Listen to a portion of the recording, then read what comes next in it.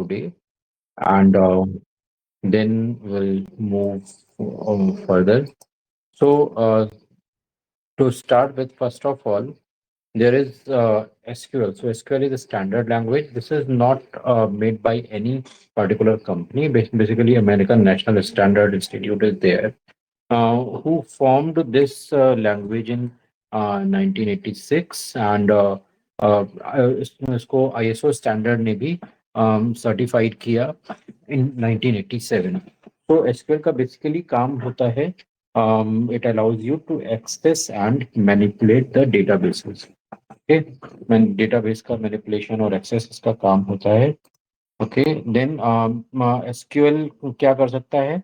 SQL में ये सारे काम आप कर सकते हो. तो एसक्यूएल किसी डेटाबेस के अगेंस्ट में क्वेरी को एग्जीक्यूट करता है. आपको कुछ डेटा रिट्रीव करना है तो आप डेटा रिट्रीव कर सकते हो, जो कि हमने यहाँ पे सेलेक्ट क्वेरी में देखा है. और मोस्टली जब आप कंपनीज में काम करने जाओगे तो भी मोस्टली आप जो एसक्यूएल को यूज करोगे वो वैल्यूज को रिट्रीव करने में यूज करोगे. Then it helps you to insert the record into the database. It helps you to update the record, delete the record, you can create the new tables, you can create the new databases. Then stored procedures आपको create करने हैं तो वो भी आप यहाँ से create कर सकते हो. और फिर आप views create कर सकते हो उसमें, जिससे आपको data accessing में आसानी होती है and security भी create करने में आसानी होती है. राइट. अब एसक्यूएल इतना इम्पोर्टेंट क्यों है? क्योंकि कहीं भी आप काम करोगे तो हमें कहीं ना कहीं डेटाबेस से कम्युनिकेशन की जरूरत पड़ती है. Right. And communication is a key thing for any process to happen. अगर आप मान लो कहीं पे भी कुछ भी कम्युनिकेशन एस्टैब्लिश कर रहे हो, किसी के साथ में भी एस्टैब्लिश कर रहे हो, तो कहीं ना कहीं एक ना एक लैंग्वेज की जरूरत पड़ती है. For example, if we are talking together, so to basically transfer my data, my knowledge is being used as data over here. So when I am transferring my data in to your minds, so I am using a language, right? In the same way, SQL is also a language which gets the data from one place to other place. Okay, so जैसे हमें language की requirement होती है, उसी तरह से SQL database की language है. राइट. एंड डेटाबेस की लैंग्वेज को आपस में कम्युनिकेट कराने के लिए एक ये कॉमन प्लेटफॉर्म होता है. And this is why you can use this, and this can be used to access the data, this can be used to describe the data, this can be used to define the data in database, also this can be used to manipulate the data. Okay, then users can create and drop databases in the table. Then it can create the views and it can create the stored procedures, and then finally users can set the permission on the table. तो ये सारी चीजें आप यहाँ पे use कर सकते हो एसक्यूएल के कमांड्स के थ्रू. ओके. नाउ एसक्यूएल की प्रोसेस क्या होती है? तो जो एसक्यूएल की जो इंटरनल प्रोसेस होती है उसमें जब आप कमांड को एग्जीक्यूट कराते हैं, when you execute the command in RDBMS, what happens, the system determines the best way how you can query the request, and then how the task is to be interpreted. तो इसमें जो सबसे पहला task आता है query dispatcher. Right. तो ये query dispatcher क्या करता है कि जब आपने क्वेरी लिखी और उसके बाद एग्जीक्यूट कराया, तो वो प्लेटफॉर्म से, अब ये प्लेटफॉर्म डायरेक्ट आपका एसक्यूएल पे भी प्लेटफॉर्म हो सकता है. ये क्वेरी डिस्पैच किसी आप जो डेटा एनालिसिस सॉफ्टवेयर है वहां से भी कर सकते हैं. सब suppose for example, if you are using SAS और if you are using Python, right? So SAS, Python, all these things are the data analysis platform. अब यहाँ पे when we have to connect some table with the database, so a query dispatcher will be used. This query dispatcher will first of all optimize the query based on the SQL engine. So SQL engine क्या है? जो भी आप चाहे Oracle use कर रहे हैं या SQL सर्वर यूज कर रहे हैं, DB2 यूज कर रहे हैं, Sybase यूज कर रहे हैं, कोई भी सॉफ्टवेयर, अगर आप जो भी more than 100 software platforms are available, जो भी प्लेटफॉर्म यूज कर रहे हो उस इंजन के बेस पे इसको पहले आपका जो क्वेरी डिस्पैचर है वो क्वेरी को ऑप्टिमाइज करेगा. वो डायरेक्टली नहीं भेजेगा कि बस आपने भेजा और वो उसने वो जाके उठा के सामान ले आया. ऐसा नहीं होता है. पहले वो इंजन के बेस पे ऑप्टिमाइज करेगा। अगर आप जिस प्लेटफॉर्म पे काम कर रहे हैं उसी प्लेटफॉर्म से आपको क्वेरीज या डेटा लेना है, तो फिर ऑप्टिमाइजेशन का काम फिर यहाँ पे नहीं होता है, क्योंकि वहाँ पे आप उसी प्लेटफॉर्म के अंदर ही अंदर कर रहे हो, तो वहाँ पे ये ऑप्टिमाइजेशन वाला जो प्रोसेस है वो ओमिट हो जाएगा। Then the third thing comes is classic query engine. So classic query engine क्या करता है, ये आपकी जो क्वेरी है उसको एक क्लासिकल फॉर्म में कन्वर्ट करता है, जिससे वो आसानी से वो जो आपका मेन डेटाबेस है उससे इंटरेक्ट हो पाए। एंड देन फाइनली वो एसक्यूएल क्वेरी इंजन में पास होती है, और इस यहाँ से वो रिजल्ट जनरेट करता है। तो बेसिकली अगर आप इसका एक डायग्राम देखोगे तो यहाँ पे एसक्यूएल क्वेरी से क्वेरी लैंग्वेज प्रोसेसर, यहाँ पे ये पार्स होती है, ऑप्टिमाइज होती है, फिर ये डीबीएमएस इंजन में जाएगी, यहाँ से फाइल मैनेजर और ट्रांजैक्शन मैनेजर क्रिएट किया जाएगा, और फिर ये फिजिकल डेटाबेस से इंटरैक्ट करेगी, और उसके बाद फिर ये वापस ये अपने रिजल्ट को सेंड करती है। तो आपने जस्ट क्वेरी रन कराई और आपको रिजल्ट दिख गया, ये प्रोसेस उतनी सिंपल नहीं होती है। ठीक है, बीच में मल्टीपल स्टेप्स भी इसमें बहुत सारे इन्वॉल्व होते हैं। अब यहाँ पे अलग अलग टाइप के कमांड होते हैं, तो वो अलग अलग टाइप के कमांड क्या होते हैं, सबसे पहले आते हैं आपके डेटा डेफिनेशन लैंग्वेज। तो डेटा डेफिनेशन लैंग्वेज वो होती है जहाँ पे आप अपने कमांड के थ्रू डेटा को डिफाइन कर रहे हो। That's what is data definition language. So इसमें आपके क्रिएट होता है, इन ऑल्टर होता है, ड्रॉप होता है, ये सारे स्टेटमेंट डेटा डेफिनेशन लैंग्वेज में आते हैं। ठीक है, जो भी हमें टेबल से इंटरेक्ट करने के लिए यूज कर किए जाते हैं। Give me second.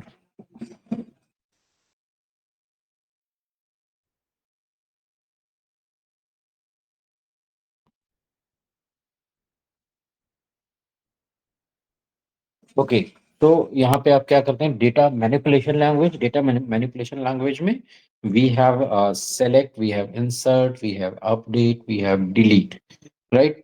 तो यहाँ पे सेलेक्ट कमांड हम ऑलरेडी पढ़ चुके हैं।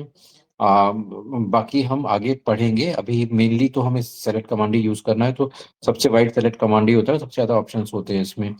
बाकी इंसर्ट अपडेट डिलीट में इतने ऑप्शंस नहीं होते, स्ट्रेट फॉरवर्ड इम्प्लीमेंटेशन होता है। देन थर्ड थिंग आता है ट्रांजैक्शन कंट्रोल लैंग्वेज।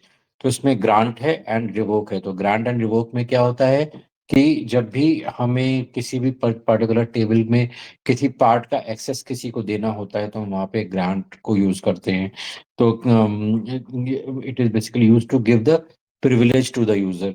हो सकता है कि एक टेबल को मल्टीपल लोग एक्सेस कर रहे हो, तो मल्टीपल लोगों को हमें उनके एक्सेस लेवल के अकॉर्डिंग परमिशन देनी होती है। तो अब इसमें ऐसा नहीं होता है कि कोई जैसे मान लो एक टेबल है जिसमें लगभग हमारे पास 100 कॉलम्स हैं। सो इट्स नॉट नेसेसरी कि जितने लोग भी उस टेबल को एक्सेस कर रहे हो उनको उन सारे 100 कॉलम्स की जरूरत होगी, ऐसा कोई जरूरी नहीं है। हो सकता है कि उसमें 10 बंदे हों, तो उसमें एक बंदा है जिसको केवल 20 फील्ड्स की जरूरत है, दूसरा बंदा है जिसको 40 फील्ड्स की जरूरत है, तीसरा बंदा है जो बिल्कुल हेड हेड लेवल पे काम कर रहा है, उसको सारी इंफॉर्मेशन की जरूरत है, तो उसको सारे 100 कॉलम्स की जरूरत है। तो जिसको जितनी जरूरत है उसी के बेस पे यहाँ पे परमिशंस को असाइन किया जाता है। ठीक है, क्लियर है। Yes, sir. सो यहाँ पे ये वो चीज ग्रांट में, और वही चीज जब हमें जो हमने प्रिविलेज ग्रांट की है वो हमें वापस लेनी है, तो हम यहाँ पे रिवोक स्टेटमेंट को यूज करते हैं। ठीक है, तो ग्रांट एंड रिवोक का यूज हम इनके लिए कर लेते हैं। फिर इसके बाद तो ये हमारे पास मेन बेसिक कमांड्स रहते हैं। ठीक है, इसके बाद जो नेक्स्ट चीज आती है वो है डिटेल कॉन्सेप्ट्स में हम यहाँ पे जाते हैं। तो इसमें सबसे पहली चीज आती है कि ये आरडीबीएमएस एक्चुअली होता क्या है, what is this RDBMS. So, RDBMS stands for Relational Database Management System. तो रिलेशनल डेटाबेस मैनेजमेंट सिस्टम, क्योंकि जब आप एक टेबल बनाते हो, जब एक डेटाबेस बनाते हो, बेसिकली टेबल की बात नहीं कर रहे हैं, अब हम यहाँ पे डेटाबेस की बात करेंगे। तो जब भी हम डेटाबेस क्रिएट करते हैं तो डेटाबेस में हमारे पास मल्टीपल टेबल्स हो सकती हैं। ठीक है, तो इन मल्टीपल टेबल्स में जो टेबल होंगी वो आपस में कोरिलेटेड भी होंगी। ऐसा जरूरी नहीं है कि हर टेबल में अलग अलग डेटा है, उसका आपस में कोई रिलेशन नहीं है। अब मान लो एक कंपनी में आप काम कर रहे हो, तो कंपनी में वहाँ पे डिपार्टमेंट्स भी अलग अलग अलग होंगे, वहाँ पे पोजीशंस अलग अलग होंगी, वहाँ पे एम्प्लॉयज अलग अलग होंगे, वहाँ पे प्रोडक्शन का भी डिपार्टमेंट अलग होगा, वहाँ पे सेल्स का डिपार्टमेंट भी अलग होगा। तो टेबल्स अलग अलग हो सकती है, बट कहीं ना कहीं वो टेबल्स आपस में भी इंटरकनेक्टेड होंगी। तभी तो आपका एक ऑर्गेनाइजेशन कोलैबोरेशन में काम कर पाएगा, राइट। तो यहाँ पे जो रिलेशनल डेटाबेस मैनेजमेंट सिस्टम होता है, उसको उसमें टेबल्स आपस में रिलेट की जाती हैं। अब वो कैसे रिलेट की जाती हैं, तो वो अभी हम थोड़ी देर में देखते हैं। तो सबसे पहले आती है हमारे पास टेबल। टेबल क्या होती है? Table is collection of just rows and columns. जैसा हमने देखा, तो यहाँ पे ये हमारे पास रोज है, ये हमारे पास जो वर्टिकल वे में है वो हमारे पास कॉलम है, और हॉरिजॉन्टल हमारे पास रोज हैं। ठीक है। तो रोज क्या होता है, फील्ड क्या होता है, रिकॉर्ड क्या होता है, वो सब आपको पता है, कॉलम भी आपको पता है। अब इसके बाद एक होती है नल वैल्यू। सो नल वैल्यू क्या होती है? नल वैल्यू वो होती है जब जो भी हमारे पास डेटा है उसमें कोई ना कोई फील्ड में डेटा अवेलेबल नहीं है। फॉर एग्जांपल, अगर हम यहाँ पे तो हमारे पास टेबल में सारी वैल्यूज है। मान लो अगर कहीं पे एज नहीं है, तो यहाँ पे जो एज की फील्ड ब्लैंक होगी, तो उसको हम बोलते हैं नल वैल्यू। अगर किसी का एड्रेस नहीं है, तो वहाँ पे वो वैल्यू ब्लैंक होगी, तो उसको भी हम यहाँ पे नल वैल्यू बोलते हैं। So null value in any table it refers to a field that appears to be the blank. Okay. और ये आपके जो न्यूमेरिक पार्ट है उसमें अलग तरीके से रिप्रेजेंट होती है, न्यूमेरिक डेटा में अलग से रिप्रेजेंट होती है, और जो हमारा नॉन न्यूमेरिक डेटा है उसमें अलग तरीके से रिप्रेजेंट की जाती है। ठीक है। इसके बाद एक बहुत इंपॉर्टेंट चीज आती है, दैट इज कंस्ट्रेंट्स। ठीक है। अब कंस्ट्रेंट्स क्या होते हैं, ये सारी चीजें हम इम्प्लीमेंट करके भी देखेंगे कि क्या क्या क्या ये चीजें होती हैं, वन बाय वन सारी चीजें देखेंगे। तो सॉरी, सबसे पहले आता है हमारे पास कंस्ट्रेंट। कंस्ट्रेंट क्या होता है? Constraint are some rules. जब आपके पास डेटा है, तो डेटा के साथ में आपके पास कुछ रूल्स भी होते हैं। तो जो हमने एक्सेल में डेटा वैलिडेशन किया था, ध्यान है? तो डेटा वैलिडेशन का पर्पस क्या था? डेटा वैलिडेशन का पर्पस था कि हम वहाँ पे उनके कुछ रूल्स डिफाइन कर रहे हैं। तो उन्हीं रूल्स के बेस पे सारी चीजें वर्क करेंगी। जब तक आपके पास डेटा में रूल्स नहीं है, तब तक आपका डेटा सही से काम नहीं कर सकता। Okay. So constraints are the rules that are enforced on the data columns on the table. अब ये रूल्स कैसे हो सकते हैं कि मान लो सपोज आपकी जो टेबल है, टेबल में एक फील्ड है एम्प्लॉय आईडी, राइट। अब एम्प्लॉय आईडी की हम बात करते हैं, तो ये एक ऐसी फील्ड होगी जो कि हर एम्प्लॉय के लिए यूनिक होगी, करेक्ट। जब ये हर एम्प्लॉय के लिए यूनिक है, तो उसका मतलब क्या है, यहाँ पे वैल्यू डुप्लीकेट नहीं हो सकती, वैल्यू रिपीट नहीं हो सकती। That is one thing. दूसरी चीज, एम्प्लॉय आईडी ऐसी चीज है जो हर एम्प्लॉय के लिए होगी। ऐसा नहीं है, ऐसा कोई एम्प्लॉय नहीं होगा जो ये कह सके कि नहीं मेरी कोई एम्प्लॉय आईडी नहीं है, राइट। तो यहाँ पे दो दो बातें आ गई कि पहली, it should be not null, and second, it should be unique, it should not be repeated. तो ये रूल हो गया, राइट। इसी तरह से मान लो आपके पास एज का डेटा है। अब अगर आप जो एम्प्लॉयज की एज को कलेक्ट कर रहे हो, तो एम्प्लॉय की एज को अगर अगर हमें कलेक्ट करना है, तो एम्प्लॉय की age usually we can say it can not be less than 18। अगर वो लेस देन 18 का कोई बंदा हमारे पास आ जाता है, हम उसको एम्प्लॉयमेंट देते हैं, तो वो एक रूल का वायोलेशन होगा। सो वहां पे भी हम एक कंस्ट्रेंट लगा सकते हैं कि this can not be less than 18। ठीक है। अगर अगर 18 से नीचे कोई एज डाल देता है, तो अब हम ऐसा नहीं कह सकते कि ये डेटा मतलब एज 18 से नीचे नहीं हो सकती। लेकिन अगर वो जॉब करने आया है, so ideally it is consider that 18 उसकी एज इंडिया में तो होनी ही चाहिए, तभी नहीं नहीं तो वो लेबर लॉ के अगेंस्ट में आ जाएगा, right. So we can not employ a person who is less than of 18 years. Okay, is this understood? हम डेटा को सिर्फ विजुअलाइज करते हैं या फिर इसमें कुछ एडिट भी कर सकते हैं हम सेम टाइम पे? इसमें जैसे एसक्यूएल में हम कोई भी क्वेरी डालते हैं तो उसमें हाँ आपने जैसे कि ये बताया कि अंडर एज वो 18 से नीचे नहीं होना चाहिए, है ना? हाँ। तो उसमें अगर किसी का इन केस अगर हमें पता है कि वो गलत हो रखा है, तो हम उसको एडिट कर सकते हैं वहां पे। देखो ऐसा होता है कि जब आप कंस्ट्रेंट लगा दोगे तो कंस्ट्रेंट लगाने पे क्या होगा कि वो वैल्यू फिर एक्सेप्ट ही नहीं होगी अगर इनवैलिड होगी। मतलब हम मैनुअली वहां पे चेंज नहीं कर सकते खुद से। हाँ, आप मैनुअली मैनुअली तो वैसे भी आप टेबल्स पे चेंज नहीं कर सकते। जब आप डेटाबेस में रियल डेटाबेस में काम करने जाओगे तो मैनुअली तो आप वैसे भी चेंज नहीं कर सकते। हाँ जी सर, वो विजुअलाइज करने के लिए होगा सिर्फ, देन जो हम खुद से टेबल क्रिएट करते हैं सिर्फ उसमें कर सकते हैं फिर। जो खुद से आप टेबल क्रिएट कर सकते हैं उसमें आप कंस्ट्रेंट बना सकते हैं। तो अभी जब हम थोड़ा सा आगे बढ़ेंगे तो मैं बताऊंगा कि कैसे आप खुद से टेबल क्रिएट कर सकते हो। ठीक है।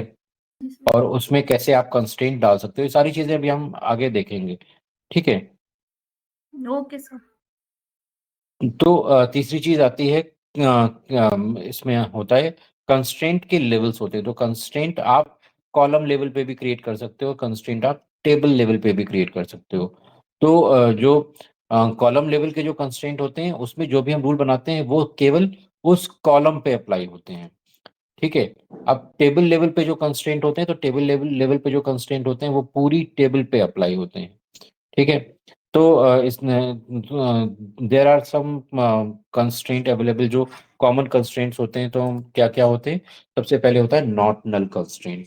तो नॉट नल कंस्ट्रेंट क्या होता है कि जो जो भी कॉलम है, आपका सपोज आईडी है या नेम है या एज है या ईमेल आईडी है या फोन नंबर है, अगर आप ये डेटा किसी से कलेक्ट कर रहे हो तो ये सारे डेटा ऐसे होते हैं कि जो आपको चाहिए ही चाहिए।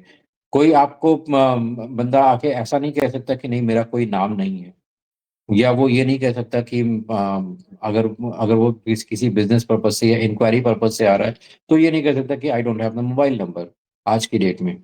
राइट। और he can not say that मेरी कोई डेट ऑफ बर्थ नहीं है, मैं अजन्मा हूँ। Right. So that's what is not null constraint. So not null constraint का पर्पस होता है इंश्योर करना कि जहां भी जो भी कॉलम है वो उसमें अगर अप्लाई किया है तो वहां पे वो वैल्यू अवेलेबल होनी चाहिए। राइट। अगर नया रिकॉर्ड है तो ये सारी वैल्यूज अवेलेबल होनी चाहिए। दूसरा होता है डिफॉल्ट कंस्ट्रेंट। डिफॉल्ट कंस्ट्रेंट क्या होता है कि इसमें अगर कोई वैल्यू नॉर्मली डिफाइंड नहीं है, पहले से कोई वैल्यू हमने इंसर्ट नहीं करी है, तो क्या होगा कि डिफॉल्ट कंस्ट्रेंट क्या करेगा कि ये कहेगा कि नहीं आपको यहाँ पे वैल्यू डालनी है। That is going to be the default constraint. ठीक है। तीसरा होता है unique constraint. So unique constraint क्या होता है? It ensures that all values in the column are different. जो भी वैल्यूज में कॉलम लगाए हुए हैं वो सारे अलग अलग होने चाहिए, एक जैसे नहीं होने चाहिए। राइट। तो हमने देखा जैसे एम्प्लॉय आईडी है, employee ID must be different for everyone. इसी तरह से ईमेल हमेशा हर पर्सन के लिए अलग अलग होगी। मोबाइल नंबर कभी कभी सेम हो सकता है इन केस मान लो कि दो भाई या भाई बहन या एक ही फैमिली के दो सिबलिंग्स आपके इंस्टीट्यूट में एडमिशन लेने आ गए, तो उनका जो कॉन्टैक्ट नंबर है उनके फादर का कॉन्टैक्ट नंबर है, तो वो दो लोगों का एक हो सकता है। बट यूनिक की can like employee ID or student ID can still not be same. Okay. Primary key क्या होती है? Primary key constraint contains the combination of two constraint, number one is not null and number two is unique. Right. तो ये मान लो आपकी employees का data है, तो एम्प्लॉय के डेटा में पहली चीज कि आपका कोई भी एम्प्लॉय ऐसा नहीं हो सकता जिसकी एम्प्लॉय आईडी ना हो।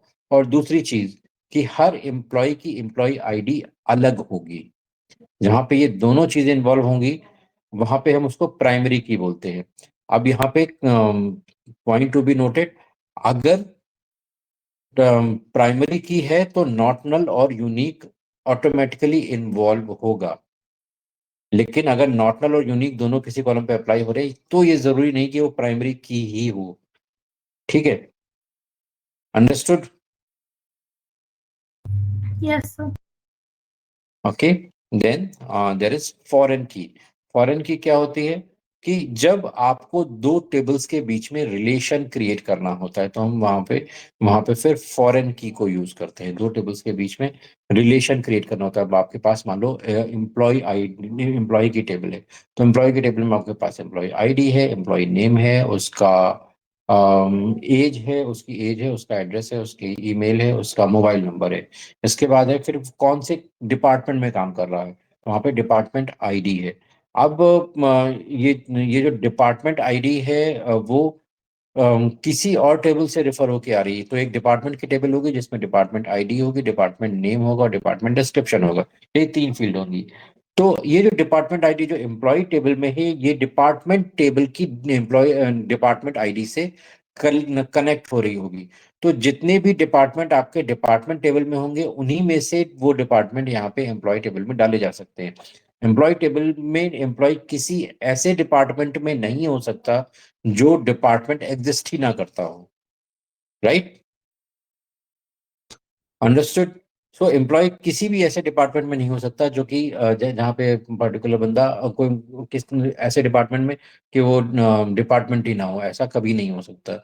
सो इस केस में यहाँ पे जो फॉरेन की है, तो एम्प्लॉय आईडी में जो डिपार्टमेंट आईडी है वो as a foreign key use होगी connection to connect with the department ID in department table.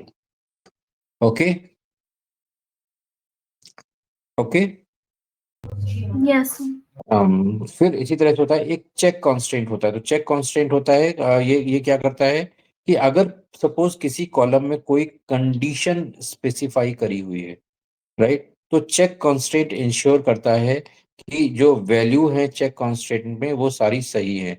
आप चेक कॉन्स्टेंट कैसे हो सकता है कि जैसे हमने एज, अब पर्टिकुलर कहीं पे भी एज सेलेक्ट करने का कॉलम नहीं हो सकता कि आपकी एज कितनी, वो नहीं होगा। वहां पे मोस्टली आपसे पूछा जाएगा कि आपकी डेट ऑफ बर्थ कितनी है। आप किसी ने डेट ऑफ बर्थ डाल दी सपोज कि 20 जुलाई 2020, और जॉब करने आया, उसने 20 जुलाई 2020 की डेट डाल दी है। तो यहाँ पे अब उसने डेट तो गलत नहीं डाली है, डेट तो सही है, लेकिन वो एक्चुअल डेट नहीं है जो आपके स्टैंडर्ड पे फिट हो जाए। राइट, तो यहाँ पे चेक कंस्ट्रेंट काम करेगा कि all the values in this column satisfy a certain condition. Means वहां पे जो भी एज डाली है, जब उससे हम जो भी डेट ऑफ बर्थ डाली है उससे हम एज का कैलकुलेशन करेंगे, तो एज हमारी 18 एंड अबव आनी चाहिए, तभी हम उसको सही मानेंगे। तो यहाँ पे चेक कंस्ट्रेंट काम करता है इस केस में। ठीक है। And then there is index. Index is use to create and retrieve the data very quickly. तो यहाँ पे ये जो ऊपर से आपने देखे नॉट नल से और जो चेक कंस्ट्रेंट तक देखे हैं, ये सारे आपके इंडिविजुअल टेबल पे अप्लाई होते हैं। लेकिन जो हमारा इंडेक्स है, इंडेक्स आपका टेबल टेबल लेवल पे कंस्ट्रेंट अप्लाई होता है। और इसका काम होता है कि जो भी कभी कभी जैसे डेटा का वॉल्यूम बहुत ज्यादा बड़ा है, तो अगर वहां पे आप क्वेरी अप्लाई करते हो तो वो क्वेरी कैलकुलेट होने में और रिजल्ट जनरेट करने में बहुत टाइम लेती है। राइट, सो इंडेक्स क्या करता है कि आपके डेटा में कुछ ऐसे एरियाज क्रिएट कर देता है जिसके बेस पे अब एक पर्टिकुलर पोर्शन ही रेफर किया जाता है। सो बेस्ड ऑन दैट जब भी क्वेरी कराई जाएगी, तो क्या होगा कि वो उस इंडेक्सिंग के बेस पे जो पार्टीशन बने हैं उसमें उसी पार्टीशन को रेफर करेगा जहां पे वो डेटा एग्जिस्ट होने की प्रोबेबिलिटी होगी। बाकी जगह पे वो उसको सर्च ही नहीं करेगा। जब उसको सर्च नहीं करेगा तो क्या होगा, आपकी जो डेटा को एक्सेस करने की जो स्पीड है वो कंपैरेटिवली बहुत ज्यादा बढ़ जाएगी। अंडरस्टूड।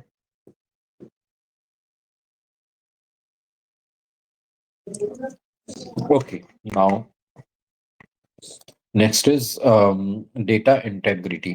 सो डेटा इंटेग्रिटी में कुछ चीजें चेक करनी होती हैं, जैसे एंटिटी इंटेग्रिटी। एंटिटी मतलब जो भी वैल्यूज हैं उसमें कोई भी रो पूरी डुप्लीकेट नहीं होनी चाहिए। रो डुप्लीकेट होने का मतलब है कि सारी चीजें सेम है, उसमें एम्प्लॉय आईडी भी सेम है, नाम भी सेम है, एज भी सेम है, डेट ऑफ बर्थ भी सेम है, वो कहाँ पे रह रहा है वो भी सेम है, और जो आपका ईमेल है वो भी सेम है, मोबाइल नंबर है वो भी सेम है, सब कुछ सेम है, राइट?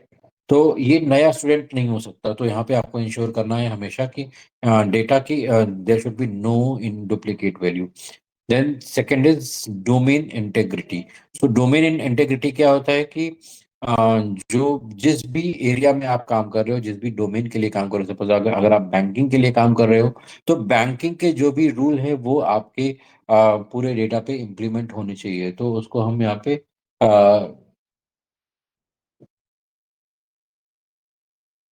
हम उसको डोमेन इंटीग्रिटी के फॉर्म में ट्रीट करते हैं। इसी तरह से तीसरा आता है रेफरेंशियल इंटीग्रिटी।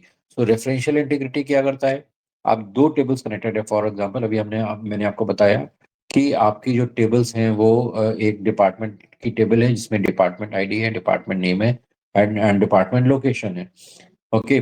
दूसरे टेबल में एक फील्ड है जहाँ पे डिपार्टमेंट को रिफर किया जा रहा है, तो वहाँ पे डिपार्टमेंट आईडी ली गई। अब डिपार्टमेंट आईडी पहली चीज तो यूनिक होगी। दूसरी चीज, डिपार्टमेंट टेबल से कोई भी डिपार्टमेंट तब तक नहीं हटाया जा सकता या नहीं चेंज किया जा सकता जब जब तक उसके करस्पॉन्डिंग जो भी दूसरे रिकॉर्ड्स हैं, जो भी दूसरी जगह है वहां पे उसका अगर कोई इफेक्ट हो रहा है। ठीक है, तो डिफरेंशियल इंटीग्रिटी बेसिकली इसी में काम करती है कि अगर टेबल्स आपस में कनेक्टेड हैं, so you cannot delete a record from the table until unless tables are not completely tables are not completely compatible. Okay, then user defined integrity. तो यूजर डिफाइंड इंटेग्रिटी में आप डोमेन में कोई issue आ रहा है या entity को की वैल्यूज को एक्सेस करने में कुछ कुछ इशू आ रहा है, ये सारी चीजें यहाँ पे यूजर डिफाइंड इंटेग्रिटी से हमारी चेक हो जाएगी। ठीक है।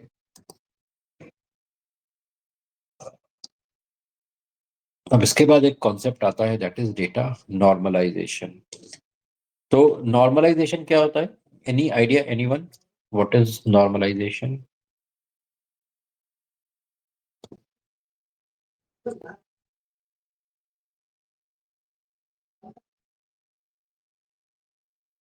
डेटा नॉर्मलाइजेशन क्या होता है?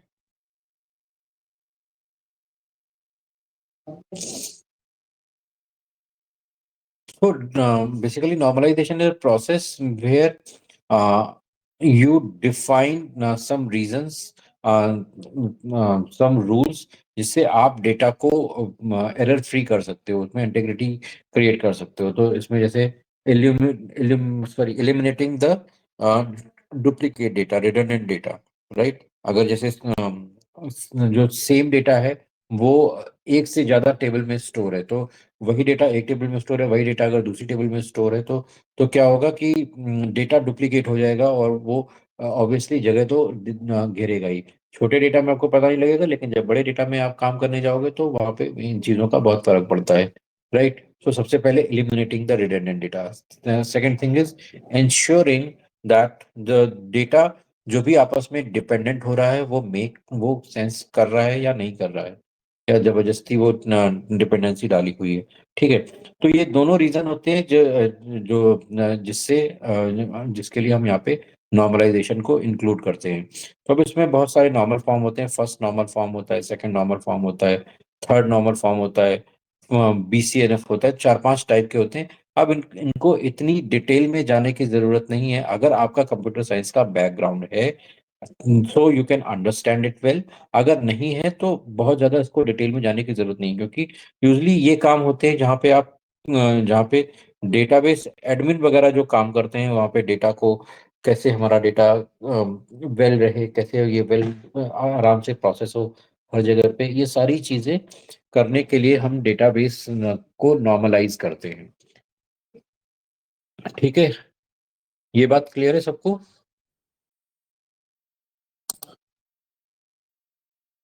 ये बात सबको क्लियर है? कोई डाउट इसमें?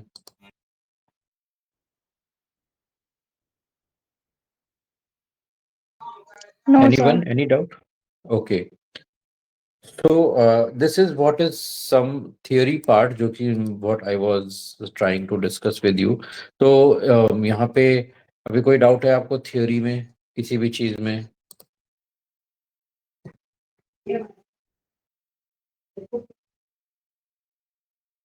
है?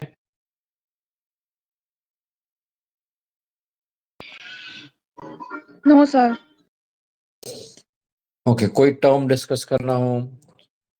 क्योंकि अब हम यहाँ पे थोड़ा सा आगे की तरफ बढ़ेंगे। क्वेरीज में आपस में हम टेबल्स को, मल्टीपल टेबल्स में हम कैसे काम कर सकते हैं, हम उसको कनेक्ट उसको देखेंगे। ठीक है।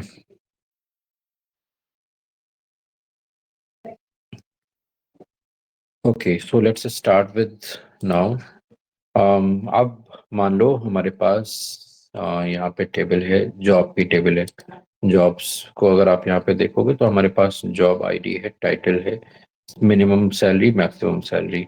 ठीक है। अब यहाँ पे एम्प्लॉयज में अगर आप आओगे तो एम्प्लॉय में भी आप देखोगे कि यहाँ पे जॉब आईडी है। सो लेट्स सी, हमारे पास टेबल है, सेलेक्ट स्टार फ्रॉम, ये है हमारे HR.employees, EMPLOY एम्प्लॉयज। ओके, ये हमारे पास टेबल है, हमने इसको यहाँ पे रन कराया। ठीक है। तो ये हमें टेबल यहाँ पे मिल गई। अब हमें क्या चाहिए, यहाँ पे जॉब आईडी दी हुई है। ठीक है। तो अब जॉब आईडी के वाइज यहाँ पे जितने भी एम्प्लॉय हैं, 107 एम्प्लॉयज हैं, हमें सबका जॉब आईडी वाइज सबका हमें जॉब का डिस्क्रिप्शन चाहिए या जॉब का नाम चाहिए, जो भी यहाँ पे वैल्यू अवेलेबल है। तो यहाँ पे अगर आप देखो तो यहाँ पे जॉब टाइटल है, जॉब आईडी से हमें जॉब टाइटल चाहिए और उसमें मैक्सिमम सैलरी कितनी मिलती है वो हमें चाहिए। तो आपस में हमें टेबल्स को कनेक्ट करना है। ठीक है। तो टेबल को कनेक्ट करने के लिए हम अब यहाँ पे क्या करेंगे? तो पहले तो वही कि हमें क्या क्या चाहिए, हमने लिया सेलेक्ट। ठीक है। अब सेलेक्ट में हमें फ्रॉम HR.एम्प्लॉयज हमें यहाँ से चाहिए। अब इसमें क्या क्या चाहिए हमें हमें देखना है। ठीक है। तो हमें क्या चाहिए, सबसे पहले एम्प्लॉय आईडी चाहिए, एम्प्लॉय_ID। ठीक है। फिर कॉमा, first_name। ठीक है। अब हमें क्या चाहिए, यहाँ पे जॉब आईडी चाहिए। ठीक है। और जॉब आईडी के साथ में फिर हमें जॉब टाइटल भी चाहिए। ठीक है। तो जॉब_टाइटल हमने यहाँ पे ले लिया। अब यहाँ पे देखो, जॉब आईडी तो हमें यहाँ पे इस वाली टेबल से मिल जाएगी, ये जो हमारी एम्प्लॉयज की टेबल है उससे जॉब आईडी मिल जाएगी। लेकिन जो जॉब टाइटल है वो हमें कहाँ से मिलेगा, वो हमें जॉब्स वाली टेबल से मिलेगा। तो हमें क्या करना पड़ेगा, दोनों टेबल को आपस में हमें ज्वाइन कराना पड़ेगा। तो यहाँ पे हम डालते हैं लेफ्ट ज्वाइन। ठीक है। यहाँ पे हमने लेफ्ट ज्वाइन डाला। और अब किस टेबल से हमें ज्वाइन कराना है, HR.jobs, इस टेबल से हमें ज्वाइन कराना है। किस बेस पे ज्वाइन कराना है, तो दोनों टेबल में जो कॉमन फील्ड है, तो एम्प्लॉय टेबल में फील्ड क्या है, जॉब आईडी। और जॉब फील्ड में भी क्या है, हमारे पास जॉब आईडी। तो दोनों में हमारे पास जो टेबल का नाम है वो जो फील्ड का नाम है वो जॉब आईडी है। Right. So how we will connect both, दोनों को हम कनेक्ट कैसे करेंगे, तो यहाँ पे हम डालेंगे ऑन। अब ये ऑन में हम डालेंगे किस पे कनेक्ट करना है, तो HR.im employee employees dot employ ID. Okay. Then दूसरा होगा हमारे पास HR.jobs डॉट, ना एम्प्लॉय आईडी नहीं, यहाँ पे जॉब आईडी हमें देखना है, जॉब आईडी। क्योंकि यहाँ पे जॉब आईडी है ना, job_id, HR.job_job ID। ओके। तो ये हमने यहाँ पे दोनों को कनेक्ट कर दिया। तो अब आप यहाँ पे देखोगे कि हमने पूरे पूरे टेबल के यहाँ पे नाम दिए हैं और पूरे टेबल के नाम देके अब जब ये दोनों यहाँ पे मैच होंगे तो उसी के अकॉर्डिंग हमें यहाँ पे जॉब टाइटल मिलेगा। तो यहाँ पे आप देख सकते हो, ये जो तीनों टेबल है ये हम एम्प्लॉय टेबल से लेके आ रहे हैं, और जो जॉब जॉब टाइटल है ये हम दूसरी टेबल से लेके आ रहे हैं। ठीक है। अंडरस्टूड। अब यहाँ पे जब आप एग्जीक्यूट कराओगे तो एक छोटी सी दिक्कत आएगी, पहले मैं इसको एग्जीक्यूट कराता हूँ फिर आपको दिक्कत दिखाता हूँ कि क्या आएगी। ठीक है। तो यहाँ पे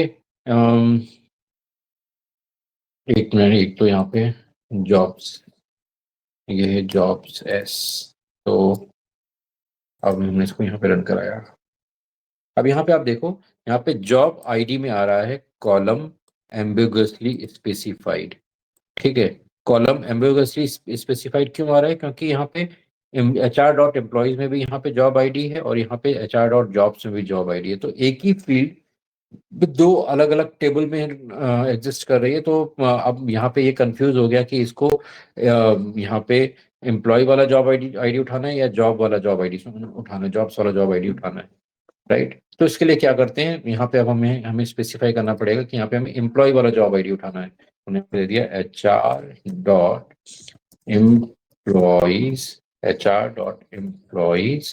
डॉट जॉब आईडी। तो जो हमने यहाँ पे टेबल का नाम दे दिया, अब ये क्लियर है कि इसको कहाँ से डेटा उठाना है। अब इसको ये नहीं देखना है कि इसको जॉब से डेटा उठाना है। बाकी एम्प्लॉय आईडी तो एक ही टेबल में है, फर्स्ट नेम भी एक ही टेबल में और जॉब टाइटल भी एक ही टेबल में है। तो वहां पे ये बिल्कुल भी कंफ्यूज नहीं है कि इसको कहाँ से उठाना है, लेकिन यहाँ पे कंफ्यूज है। तो अब हमने इसको यहाँ पे रन कराया। HR आईडी में इनवैलिड,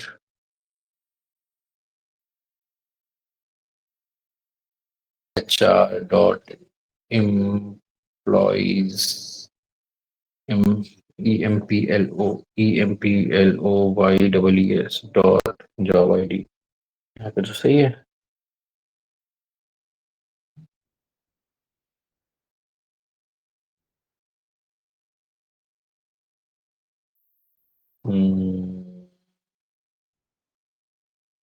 ये भी सही है। Join HR dot job, table का नाम है HR डॉट जॉब्स, ठीक है, ये भी सही आ रहा है। HR डॉट एम्प्लॉइज,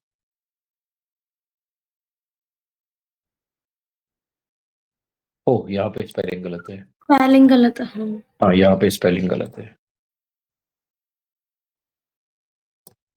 ठीक है, तो हमने इसको यहाँ पे रन कराते हैं।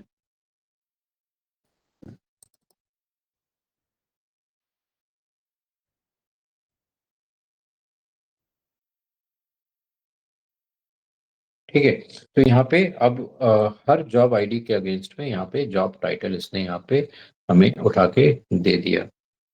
ठीक है, इतनी चीज समझ में आ गई?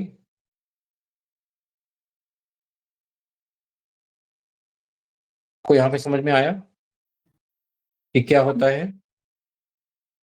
Yes sir. ठीक है, तो इस तरह से आप यहाँ पे उठा के अपनी जो जो भी वैल्यूज हैं उनको यहाँ पे रख सकते हो, देख सकते हो, उसके अकॉर्डिंग लेके आते हो। अब इसी में थोड़ा सा और हम इम्प्रूवमेंट करते हैं। तो अभी जैसे यहाँ पे देखो, HR डॉट एम्प्लॉय हमने यहाँ पे पूरा नाम टाइप किया है, यहाँ पे HR डॉट जॉब्स हमने पूरा नाम टाइप किया है। अब सपोज हमें यहाँ पे बड़ी क्वेरी है और मैं बार बार अगर और मल्टीपल ज्वाइंस लगे हो तो बार बार हमें पूरे नाम टाइप करने पड़ेंगे। तो इसी में हम क्या कर सकते हैं, तो हम यहाँ पे कैसे दे सकते हैं, select employee ID comma first name comma, और यहाँ पे हमने दिया job underscore ID comma job underscore title. Okay, ये हमने यहाँ पे दे दिया from HR dot EMPLOYEES employees, और यहाँ पे हमने दिया इसको, यहाँ पे हमने नाम दे दिया EMP लेफ्ट ज्वाइन, और यहाँ पे हमने दिया HR डॉट जॉब्स, यहाँ पे हमने इसको दे दिया JB। Okay, on. अब यहाँ पे ये जो हमने यहाँ पे नाम इस तरह से यूज किए थे HR डॉट एम्प्लॉइज, इसकी जगह पे हम यहाँ पे सिर्फ EMP यूज कर सकते हैं। हमने यहाँ पे दिया EMP dot job underscore ID is equal to JB dot job underscore ID। तो यहाँ पे जैसे ही आप यहाँ पे एलियास दे देते हो, ये टेबल के एलियास का नाम है यहाँ पे, ठीक है, ये टेबल के एलियास जो हम यहाँ पे यूज करें, तो जैसे हम इनको यूज करते हैं, अब आपको पूरा पूरा टेबल का नाम यहाँ पे याद रखने की जरूरत नहीं है। अब यहाँ पे भी जॉब आईडी के साथ में भी हमें देखना है, तो हमने यहाँ पे दे दिया EMP डॉट जॉब आईडी। तो EMP डॉट जॉब आईडी देने पे क्या हुआ कि now this will contain the information only for the entire table. यहाँ पे कितना भी बड़ा नाम हो, तो बहुत बार जब आप लाइव डेटा पे काम करोगे तो टेबल्स के नाम कभी कभी बहुत बड़े होते हैं, तो अब यहाँ पे कितना भी बड़ा नाम हो, आपने यहाँ पे शॉर्ट एलियास दे दिया, अब पूरी क्वेरी में आप इस एलियास को यूज कर सकते हो, तो ये सेम रिजल्ट देगा जो यहाँ पे ऊपर जो इसने रिजल्ट दिया था, इसने सेम रिजल्ट देगा। ठीक है, क्लियर है। अब यहाँ पे जब आप लाइव डेटा पे काम करते हो, तो यहाँ पे आपसे ये भी रिकमेंड किया जाता है कि जब आप यहाँ पे कोई भी, भले ही आप ज्वाइन कर रहे हो या नहीं कर रहे हो, कोई भी क्वेरी लिखो, तो हमेशा जब भी फील्ड लिखो तो उसमें एलियस का नाम जरूर दे दो, जिससे फ्यूचर में कभी कंफ्यूजन नहीं रहता है, वो हमें क्लियरली पता रहेगा। अभी तो हम एक यहाँ पे दो ही टेबल है और मैं और आप बैठे हुए काम कर रहे हैं, तो यहाँ पे लगा दिया, और छोटी सी क्वेरी है। कभी कभी क्या होगा कि आपको बहुत बड़ी बड़ी क्वेरीज को लिखना होगा, बहुत बड़ी बड़ी क्वेरीज में 3 4 5 टेबल इन्वॉल्व हो रही हैं, तो वहां पे फिर अच्छी प्रैक्टिस यही होती है कि आप हर बार जो प्रॉपर रेफरेंस है उसको यूज करो, और उस रेफरेंस के साथ में ही आप अपने फील्ड के नाम यूज करो। तो उससे क्या होगा कि कंफ्यूजन नहीं रहता है इन फ्यूचर ऑल्सो, अगर उनको कोई देखेगा तो उसको पता होगा कि हाँ, ये वैल्यू स्टेबल से आई है, ये वैल्यू स्टेबल से आई है, ये वैल्यू स्टेबल से आई है, ये वैल्यू स्टेबल से आई है। ठीक है, अभी यहाँ पे हमें ये जॉब आईडी यहाँ पे मजबूरन लगानी पड़ी थी, यहाँ पे मजबूरन लगाना पड़ा था, क्योंकि वो वहाँ पे कंफ्यूज हो रहा था कि जॉब आईडी कहाँ पे। लेकिन देखो, जॉब टाइटल में या फर्स्ट नेम में या एम्प्लॉय आईडी में ऐसा कुछ भी जुगाड़, ऐसा कोई भी दिक्कत नहीं आ रहा है, क्योंकि वो दोनों टेबल में अलग अलग है, वो कहीं पे भी कॉमन नहीं है। ठीक है, is this clear? Is this clear to everyone? अब यहाँ पे आपको और भी डिटेल लेके आनी है, तो और भी डिटेल में यहाँ पे आपको क्या करना है कि let's suppose you you have the manager ID and department ID. तो manager ID and department ID में आपको यहाँ पे मैनेजर का नाम लेके आना है, तो आप यहाँ पे मैनेजर टेबल के साथ में भी कनेक्ट कर सकते हो। तो यहाँ पे मैनेजर टेबल कहाँ है? मैनेजर आईडी, हाँ हाँ, अच्छा। मैनेजर आईडी की, अब मैनेजर की कोई अलग से टेबल नहीं होगी, क्योंकि मैनेजर भी अपने आप में एक एम्प्लॉय है, राइट? तो मैनेजर की आईडी को आपको एम्प्लॉय आईडी के थ्रू ही यहाँ पे सेलेक्ट करना पड़ेगा। तो अब यहाँ पे आप क्वेरी में इस टेबल को इसी टेबल के साथ में वापस कनेक्ट करोगे, तो कैसे कनेक्ट कर सकते हो? तो जस्ट हम ये वाली क्वेरी करते हैं, उसके बाद फिर will close for today. So select, अब यहाँ पे हमने दिया एम्प्लॉय आईडी, ठीक है, employee ID dot first underscore name, और यहाँ पे हमने दिया मैनेजर आईडी कॉमा, फिर हमने दिया मैनेजर नेम। ठीक है, from HR dot employees EMP, फिर हमने दिया लेफ्ट ज्वाइन, और यहाँ पे फिर से हम इसी टेबल में वापस ज्वाइन करते हैं,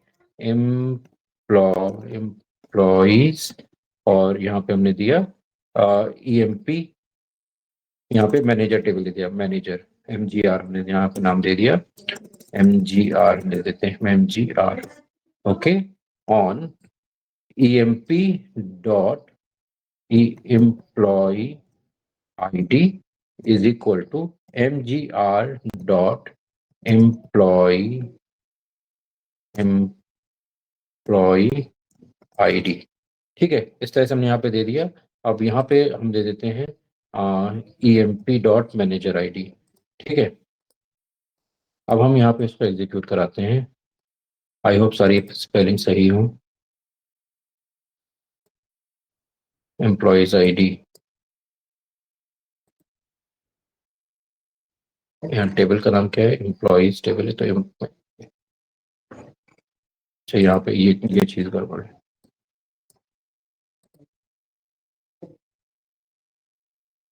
मैनेजर, अच्छा यहाँ पे फर्स्ट नेम है, तो हम यहाँ पे फर्स्ट अंडरस्कोर नेम, तो यहाँ पे MGR dot first underscore name हमें देना है। ये हमें देना है EMP से, ये हमें देना है EMP से। अब यहाँ पे हमें सब में डिफाइन करने की जरूरत इसलिए पड़ रही है क्योंकि दोनों जगह टेबल एक ही है, तो दोनों वैल्यूज कॉमन हो जाएंगे, इसलिए हमें सब में डिफाइन करने की जरूरत पड़ेगी। ठीक है, तो अब हम यहाँ पे हमने इसको यहाँ पे डाला। सो कोई भी एम्प्लॉय मैनेजर नहीं है? मुझे लगता है कोई भी एम्प्लॉय मैनेजर नहीं है, इस वजह से यहाँ पे इस तरह की वैल्यू आ रही है। यहाँ पे लेट्स सी, हम एक बार डेटा देखते हैं।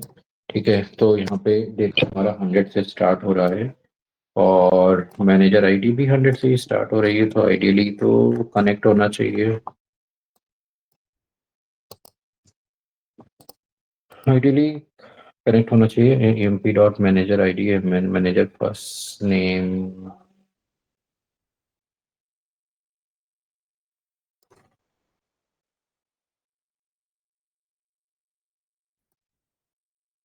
Okay, we'll see this in next class. I have another session queued. We'll see this further in next class. Okay. छोटी सी कोई मिस्टेक आ रही होगी, we'll confine that. Okay. Thank you, everyone.